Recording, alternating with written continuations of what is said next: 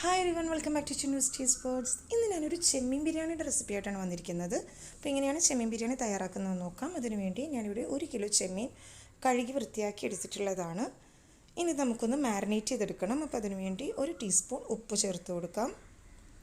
പിന്നെ ഇതിലേക്ക് 1 ടീസ്പൂൺ ഗരം മസാല പൗഡറും 1 ടീസ്പൂൺ മഞ്ഞൾപ്പൊടി, 2 ടീസ്പൂൺ മുളക് പൊടി, പിന്നെ 1 ടേബിൾ സ്പൂൺ വിനീഗറും കൂടെ ചേർത്ത് ഇതൊന്ന് നന്നായിട്ട് മിക്സ് ചെയ്ത് മാരിനേറ്റ് ചെയ്യാൻ വേണ്ടി മാറ്റി വെക്കാം. ഇത് നമ്മൾ ബിരിയാണി ഉണ്ടാക്കാൻ തുടങ്ങുന്നതിന് മുമ്പേ തന്നെ ഇത് ആദ്യമേ ചെയ്ത് വെക്കണം. അപ്പോൾ കുറച്ച് നേരം അതവിടെ നന്നായിട്ട് മാരിനേറ്റായി വന്നോളും. പിന്നെ ഇതൊരു അരമണിക്കൂറത്തേക്ക് ഇത് നമുക്കൊന്ന് മാറ്റി വെക്കാം. ശരിക്കും മസാലയ്ക്കൊന്ന് ചെമ്മീനിൽ പിടിച്ച് കിട്ടാൻ വേണ്ടി കുറച്ച് നേരത്തേക്ക് നമുക്കിതൊന്ന് മാറ്റി വെക്കാം. ഇനി നമുക്ക് ഒരു പാത്രത്തിൽ അരി അളന്നെടുക്കാം. ഞാനിവിടെ 1 കിലോ ജീരകശാല അരിയാണ് എടുത്തിട്ടുള്ളത്. അത് ഈ ഒരു പാത്രത്തിൽ അളന്നെടുത്ത് വെച്ചിട്ടുണ്ട്. ഇനി ആ പാത്രത്തിൽ അളന്ന അരി വേറൊരു പാത്രത്തിലേക്ക് ഇട്ട് കൊടുത്തതിന് ശേഷം നമുക്കിതിൽ കുറച്ച് വെള്ളം ഒഴിച്ച് ഈ അരി ഒന്ന് സോക്ക് ചെയ്യാൻ വേണ്ടി മാറ്റി വെക്കണം. അപ്പോൾ കറക്റ്റ് അളവ് കിട്ടാൻ വേണ്ടിയാണ് ആദ്യമേ ഞാൻ വേറൊരു പാത്രത്തിൽ വെച്ചിട്ടുണ്ടായിരുന്നത്. അപ്പോൾ നമുക്ക് അതൊരു വലിയ ബൗളിലേക്ക് ഇട്ടിട്ട് ഇതേപോലെ കുറച്ചധികം വെള്ളം ഒഴിച്ച് ഈ അരി ഒന്ന് സോക്ക് ചെയ്യാൻ വേണ്ടി മാറ്റി വെക്കാം. ഇത് ഏകദേശം ഒരു അരമണിക്കൂറോളം ഈ അരിയും നമുക്ക് സോക്ക് ചെയ്ത് മാറ്റി വെക്കേണ്ടതാണ്. ഇനി നമുക്ക് അരി വേവിക്കാനുള്ള വെള്ളം അടുപ്പിലേക്ക് വെച്ച് കൊടുക്കാം. അപ്പോൾ ഞാനിവിടെ നേരത്തെ അളന്നെടുത്തിട്ടുള്ള ഒരു പാത്രം അളന്നെടുത്തിട്ടുള്ള ആ പാത്രത്തിന് 4 പാത്രം വെള്ളമാണ് ഒഴിച്ചു കൊടുത്തിട്ടുള്ളത് അരി വേവിക്കാൻ വേണ്ടി. അപ്പോൾ നിങ്ങൾ 1 കപ്പ് അരിയാണ് എടുക്കുന്നതെങ്കിൽ 4 കപ്പ് വെള്ളമാണ് ആവശ്യമുള്ളത്. ഇനി അതിലേക്ക് 5 ടീസ്പൂൺ ഉപ്പ് ചേർത്ത് കൊടുക്കാം. അപ്പോൾ നമ്മൾ ഈ അരി പുഴുങ്ങി ഊറ്റിയെടുക്കാൻ വേണ്ടിയാണ് ഇത്രയും അധികം വെള്ളം ചേർക്കുന്നത്. അരിയിൽ എന്തെങ്കിലും പശ എന്തെങ്കിലും ഉണ്ടെങ്കിൽ അത് പോകാൻ വേണ്ടി കൂടിയാണ് നമ്മൾ ഇത്രയും അധികം വെള്ളത്തിൽ ഈ അരി വേവിച്ചെടുക്കുന്നത്. അതുകൊണ്ട് തന്നെയാണ് ഉപ്പും കുറച്ച് കൂടുതൽ ഇട്ട് കൊടുക്കുന്നത്. അല്ലെങ്കിൽ നമ്മുടെ ചോറിൽ ഉപ്പ് ശരിക്കും പിടിച്ച് കിട്ടില്ല. അപ്പോൾ അതുകൊണ്ടാണ് ഇവിടെ ഒരു 5 ടീസ്പൂണോളം ഉപ്പ് ഞാൻ ഇതിലേക്ക് ചേർത്ത് കൊടുത്തിട്ടുണ്ട്. ഇനി ഇതിലേക്ക് നമുക്ക് കുറച്ച് ഹോൾ സ്പൈസസ് ചേർത്ത് കൊടുക്കാം. ഞാനിവിടെ കുറച്ച് പട്ട, ഗ്രാമ്പു, ഏലയ്ക്ക, കുറച്ച് നല്ല ജീരകവും കൂടെ ഇതിലേക്ക് ചേർത്ത് കൊടുത്തിട്ടുണ്ട്. ഇനി ഒരു 2 ബേ ലീവ്സും കൂടെ നമുക്കിതിലേക്ക് ചേർത്ത് കൊടുക്കാം. 2 ബേ ലീവ്സ് ചെറുതായിട്ടൊന്ന് കീറിയെടുത്തതിന് ശേഷം അതും കൂടി ഇതിലേക്ക് ഇട്ട് കൊടുക്കാം. പിന്നെ നമ്മുടെ മെയിനായിട്ടുള്ള ബിരിയാണി ഇലയും കൂടെ ഞാൻ ഇതിലേക്ക് ഇട്ട് കൊടുക്കുന്നുണ്ട്. ഇനി വെള്ളം ഒന്ന് മൂടി വെച്ച് നന്നായിട്ട് തിളക്കുന്നവരെ വെയിറ്റ് ചെയ്യാം. അപ്പം നമ്മൾ നേരത്തെ സോക്ക് ചെയ്യാൻ വേണ്ടി മാറ്റി വെച്ചിട്ടുള്ള അരി നന്നായിട്ട് കഴുകി വൃത്തിയാക്കി എടുക്കുക. ഇനി നമുക്ക് വെള്ളം നന്നായിട്ട് തിളച്ചതിന് ശേഷം ഈ അരി ഇതിലേക്ക് ചേർത്ത് കൊടുക്കാം. ഇതിപ്പോൾ നമ്മൾ ഈ പാത്രം മൂടി തുറന്നപ്പോൾ തന്നെ ശരിക്കും ബിരിയാണിയുടെ മണം തന്നെയാണ് വന്നിട്ടുള്ളത്. കാര്യം ആ ഇല ചേർക്കുമ്പോൾ കറക്റ്റ് ഒരു ബിരിയാണിയുടെ സ്മെല്ലാണ് നമുക്ക് കിട്ടുന്നത്. ഇനി നമുക്ക് ഈ അരി ഇതിലേക്ക് ഇട്ട് കൊടുത്തതിന് ശേഷം ഒന്ന് ചെറുതായിട്ടൊന്ന് മിക്സ് ചെയ്ത് കൊടുക്കുക.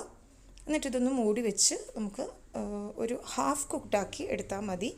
റൈസ് ഒരുപാട് വെന്ത് പോകരുത്, അത് പ്രത്യേകം ശ്രദ്ധിക്കുക. നമുക്കിനി ഇത് ദമ്മിലിടാനുള്ളതാണ്. അപ്പോൾ ഇത് നമ്മുടെ റൈസ് ഹാഫ് കുക്കായി കിട്ടിയിട്ടുണ്ട്.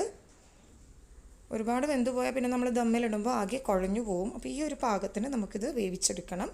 ഇനി നമുക്ക് ഫ്ലെയിം ഓഫ് ചെയ്തതിന് ശേഷം ഈ ചോറൊന്ന് ഊറ്റിയെടുക്കണം. അപ്പോൾ ഈ റൈസ് നമുക്ക് വേറൊരു പാത്രത്തിലേക്ക് അരിച്ചു മാറ്റി വെക്കാം. ഒട്ടും വെള്ളമില്ലാത്ത രീതിയിൽ നമുക്കിത് അരിച്ചെടുക്കണം.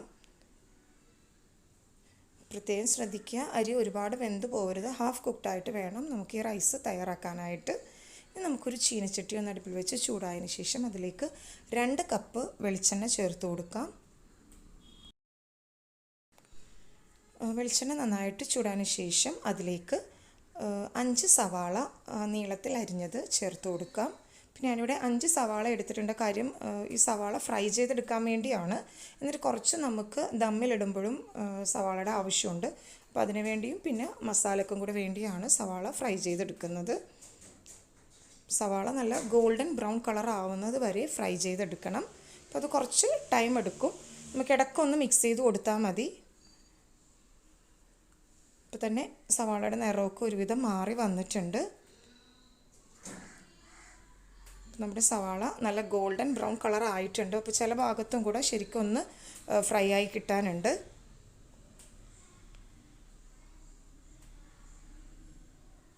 ഇനി ഈ ഒരു പാകത്തിന് നമുക്ക് സവാള ഈ എണ്ണയിൽ നിന്ന് കോരി മാറ്റാം. ഫ്ലെയിം ഓഫ് ചെയ്തതിന് ശേഷം സവാള മുഴുവനായിട്ടും ഈ എണ്ണയിൽ നിന്ന് കോരി മാറ്റണം. അപ്പോൾ ഈ ഫ്രൈ ചെയ്ത സവാളയിലാണ് നമ്മൾ ചെമ്മീൻ്റെ മസാല തയ്യാറാക്കുന്നത്. പിന്നെ വേറെ സവാളയൊന്നും ഇതിലേക്ക് ചേർക്കേണ്ട ആവശ്യമൊന്നുമില്ല. ഇനി നമുക്ക് ഒരു ബിരിയാണി പോട്ട് ഒന്ന് അടുപ്പിൽ വെച്ച് ചൂടായതിന് ശേഷം അതിലേക്ക് ഈ ഫ്രൈ ചെയ്ത ബാക്കി എണ്ണ ഇതിലേക്ക് ഒഴിച്ചു കൊടുക്കാം. ഇതിലേക്ക് നമ്മൾ നേരത്തെ മാരിനേറ്റ് ചെയ്ത് മാറ്റി വെച്ചിട്ടുള്ള ചെമ്മീൻ ഇതിലേക്ക് ഇട്ട് പൊരിച്ചെടുക്കാൻ വേണ്ടിയിട്ടുള്ളതാണ്. അപ്പോൾ നമുക്ക് നേരത്തെ മാരിനേറ്റ് ചെയ്ത് വെച്ചിട്ടുള്ള ചെമ്മീൻ ഇതിലേക്ക് ഇട്ട് കൊടുക്കാം. ഇതിലേക്ക് ഇത് ഒരുവിധം വലിയ ബൗളാണ്, വലിയ പോട്ടാണ്. അപ്പോൾ അതുകൊണ്ട് തന്നെ നമുക്ക് ഇത് ഫുള്ളായിട്ട് തന്നെ ചെമ്മീൻ ഇതിലേക്ക് ഇട്ട് കൊടുക്കാം. എന്നിട്ടൊന്ന് നന്നായിട്ടൊന്ന് ഫ്രൈ ചെയ്തെടുക്കണം. ഞാനിവിടെ 1 കിലോ ബിരിയാണി റൈസിന് 1 കിലോ ചെമ്മീൻ എന്ന അളവിലാണ് എടുത്തിട്ടുള്ളത്. പിന്നെ ചെമ്മീൻ നമ്മൾ വലിയ ചെമ്മീനാണെങ്കിലും ക്ലീൻ ചെയ്ത് വരുമ്പോൾ ചെമ്മീൻ അത് ശരിക്കും പകുതി അളവിലേക്ക് എത്തും. ഇപ്പോൾ ഇത് ഒരുവിധം ഫ്രൈ ആയി വന്നിട്ടുണ്ട്. എന്നാലും ചില ഭാഗത്ത് ചെമ്മീനും കൂടെ ഒന്ന് ഫ്രൈ ആയി കിട്ടാനുണ്ട്. പിന്നെ നമ്മൾ ഓയിലാണെങ്കിലും ഇതിൽ കൂടുതൽ ഓയിൽ ഒഴിച്ചിട്ടുണ്ടായിരുന്നു. കാര്യം നമ്മൾ ഫ്രൈ ചെയ്യാൻ വേണ്ടിയും പിന്നെ സവാള ഫ്രൈ ചെയ്യാൻ വേണ്ടിയൊക്കെ കൂടുതൽ ഓയിൽ ഇതിലേക്ക് ഒഴിച്ചിട്ടുണ്ടായിരുന്നു. അപ്പോൾ നമുക്കിനി ബിരിയാണി ദമ്മിലിടുമ്പോൾ ഇത്രയും ഓയിലിൻ്റെ ആവശ്യമില്ല. നമുക്ക് ഈ ഒരു പാകത്തിന് ചെമ്മീൻ ഓഫ് ചെയ്യാം. എന്നിട്ട് നമുക്ക് ഇതിൽ നിന്ന് കുറച്ച് ഓയിൽ നമുക്ക് മാറ്റി വേറൊരു പാത്രത്തിലേക്ക് വെക്കാം. അതപ്പോൾ നമുക്ക് ദമ്മിലിടുമ്പോൾ റൈസിന് മുകളിലേക്ക് ഒഴിച്ചു കൊടുക്കാൻ വേണ്ടി ഈ ഓയിൽ യൂസ് ചെയ്യാവുന്നതാണ്. കാര്യം ഇത്രയും ഓയിൽ ആകുമ്പോൾ നമ്മുടെ ബിരിയാണി ഏറ്റവും താഴെ വല്ലാതെ ഓയിലി ആയിട്ടിരിക്കും. അപ്പോൾ അത്രയും ആവശ്യമില്ല. അപ്പോൾ കുറച്ച് നമുക്ക് ഇതിൽ നിന്ന് മാറ്റി വേറൊരു ബൗളിലേക്ക് ഒഴിച്ചു വെക്കാം. പിന്നെ ഈ പാത്രത്തിൽ തന്നെയാണ് നമ്മൾ ദമ്മിലിടുന്നത്. ഇപ്പോൾ ഫ്ലെയിം ഓഫ് ചെയ്തതിന് ശേഷമാണ് ഞാനിത് ഈ ഓയിൽ ഇതിൽ നിന്ന് കോരിയെടുക്കുന്നത്. ഇനിയിപ്പോൾ ഫ്ലെയിം ഇപ്പോൾ ഓൺ ആക്കേണ്ട ആവശ്യമില്ല. നമ്മൾ ദമ്മിലിട്ടതിന് ശേഷം ഫ്ലെയിം ഓൺ ചെയ്താൽ മതി. അപ്പോൾ നമുക്ക് ബാക്കിയുള്ള ചെമ്മീൻ എല്ലാ ഭാഗത്തേക്കും കൂടെ ഒന്ന് സ്പ്രെഡ് ചെയ്ത് കൊടുക്കാം.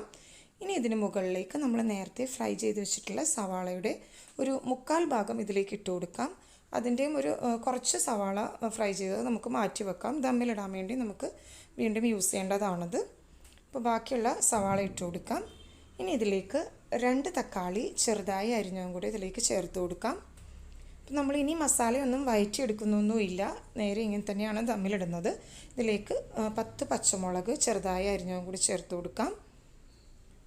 പിന്നെ ജിഞ്ചർ ഗാർലിക് പേസ്റ്റ് ഞാനിവിടെ ഒരു 1.5 ടേബിൾ സ്പൂണോളം ജിഞ്ചർ ഗാർലിക് പേസ്റ്റ് ഇതിലേക്ക് ചേർത്തിട്ടുണ്ട്. പിന്നെ കുറച്ച് മല്ലിയിലയും പുതിനയും കൂടി ഇതിലേക്ക് ഇട്ട് കൊടുക്കാം. ഇനി നമുക്കിതൊന്ന് എല്ലാ ഭാഗത്തേക്കും ഒന്ന് മിക്സാക്കി കൊടുക്കാം.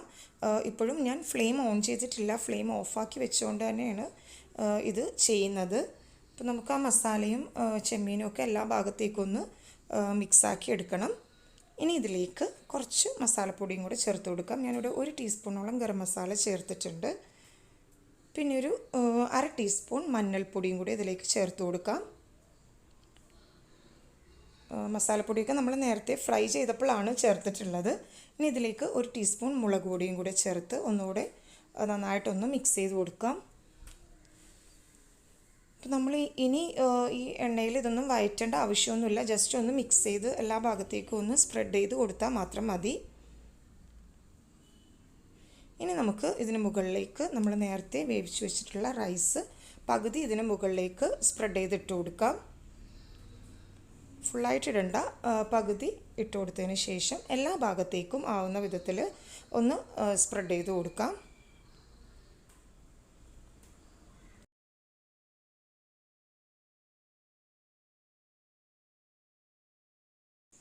ഇനി നമ്മൾ നേരത്തെ ചെമ്മീൻ ഫ്രൈ ചെയ്തതിന് ശേഷം മാറ്റി വെച്ചിട്ടുള്ള ഓയിൽ ഇതിന് മുകളിലേക്ക്, അതിൻ്റെ പകുതി ഇതിൻ്റെ മുകളിലേക്ക് ഒഴിച്ചു കൊടുക്കാം. അപ്പോൾ ശരിക്കും ആ ചെമ്മീൻ്റെ ഫ്ലേവറൊക്കെ ശരിക്കും കിട്ടുകയും ചെയ്യും, അത് വേസ്റ്റായി പോവുകയില്ല. ഇനി ഇതിന് മുകളിലേക്ക് കുറച്ച് ഫ്രൈഡ് സവാളയും കൂടി ഇതിന് മുകളിലേക്ക് ഇട്ട് കൊടുക്കാം. പിന്നെ ഒരു 2 ടീസ്പൂൺ നെയ്യും കൂടെ സ്പ്രെഡ് ചെയ്തിട്ട് കൊടുക്കാം. കുറച്ച് മല്ലിയിലയും പുതിനയും കൂടെ എല്ലാ ഭാഗത്തേക്കും ആവുന്ന വിധത്തിൽ സ്പ്രെഡ് ചെയ്യാം. പിന്നെ ഇതിൽ വേണമെങ്കിൽ നിങ്ങൾക്ക് കുറച്ച് കാഷ്നട്ടും റൈസിൻസും കൂടി ചേർക്കാവുന്നതാണ്. ഇനി ഇതിന് മുകളിലേക്ക് ബാക്കിയുള്ള റൈസ്, നമ്മൾ നേരത്തെ പകുതി റൈസ് ഇട്ടിട്ടുണ്ടായിരുന്നുള്ളൂ, ഇനി ബാക്കിയുള്ള റൈസും കൂടെ ഇതിന് മുകളിലേക്ക് ഇട്ട് കൊടുക്കാം.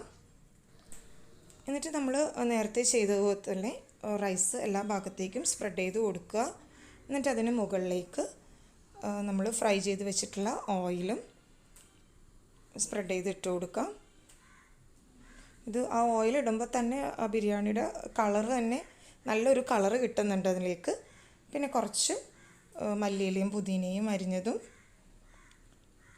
ചേർത്ത് കൊടുക്കാം. നെയ്യ് ഒരു 2 ടീസ്പൂണോളം നെയ്യ് വീണ്ടും ഇതിന് മുകളിലേക്കും കൂടി ഇട്ട് കൊടുക്കുക. പിന്നെ ആ ബാക്കിയുള്ള സവാള ഫ്രൈ ചെയ്തതും കൂടെ ഇതിലേക്ക് ഇട്ട് കൊടുക്കാം. എന്നിട്ട് നമുക്കിതൊന്ന് ലോ ഫ്ലെയിമിൽ കുക്ക് ചെയ്തെടുക്കണം. കാര്യം നമ്മൾ തക്കാളിയും മസാലയൊന്നും പിന്നീട് വഴറ്റിയിട്ടൊന്നുമില്ല. ഇനി നമുക്ക് ഒരു നല്ല ടൈറ്റായിട്ടുള്ളൊരു മൂടി കൊണ്ട് ഈ ബിരിയാണി ഒന്ന് മൂടി വെക്കുക. എന്നിട്ടൊരു അരമണിക്കൂർ ലോ ഫ്ലെയിമിൽ ഇത് കുക്ക് ചെയ്തെടുക്കണം. ഫ്ലെയിം കൂടി പോകരുത്, ലോ ഫ്ലെയിമിൽ തന്നെ കുക്ക് ചെയ്തെടുക്കുക. ഇതിപ്പോൾ ഞാൻ അരമണിക്കൂർ ലോ ഫ്ലെയിമിൽ കുക്ക് ചെയ്തെടുത്തിട്ടുള്ളതാണ്. നമ്മുടെ പ്രോൺസ് ബിരിയാണി തയ്യാറായിട്ടുണ്ട്. അപ്പോൾ എല്ലാവരും ട്രൈ ചെയ്ത് നോക്കുക. റെസിപ്പി ഇഷ്ടമായെങ്കിൽ ലൈക്ക് ചെയ്യുക, ഷെയർ ചെയ്യുക. കൂടുതൽ വീഡിയോസിന് വേണ്ടി ചാനൽ സബ്സ്ക്രൈബ് ചെയ്യുക. Thanks for watching my channel.